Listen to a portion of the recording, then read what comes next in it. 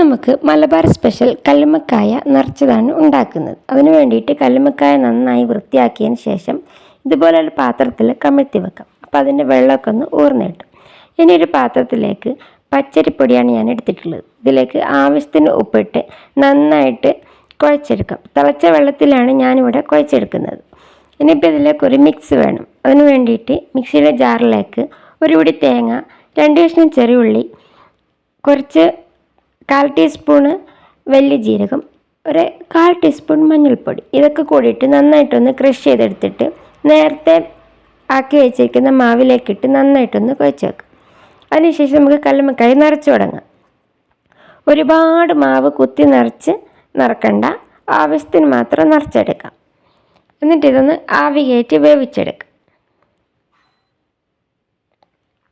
അങ്ങനെ കല്ലുമ്മക്കായ ഇവിടെ വേവായി വന്നിട്ടുണ്ട്.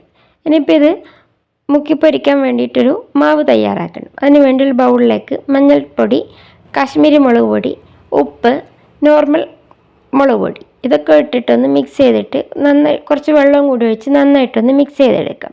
ഇനി ഇത് വെളിച്ചെണ്ണയിലോ ഓയിലോ ഫ്രൈ ചെയ്തെടുക്കാം. ഫ്രൈ ചെയ്യുന്ന ടൈമിന് കുറച്ച് കറിവേപ്പില കൂടി ഇട്ട് കൊടുത്താൽ കല്ലുമ്മക്കായ്ക്ക് നല്ല ടേസ്റ്റാണ്. ഇനി ഈ മാവ് തയ്യാറാക്കുമ്പോൾ കുറച്ച് ഇഞ്ചി ചതച്ചത് കൂടി ഇട്ടാൽ അതിലേറെ ടേസ്റ്റ് ആയിരിക്കും. അപ്പോൾ എന്തായാലും ഒന്ന് ട്രൈ ചെയ്ത് നോക്കുക. അടിപൊളി കല്ലുമ്മക്കായ റെസിപ്പിയാണ്. അപ്പോൾ അടുത്ത വീഡിയോ കാണുമ്പോൾ ബൈ ബൈ.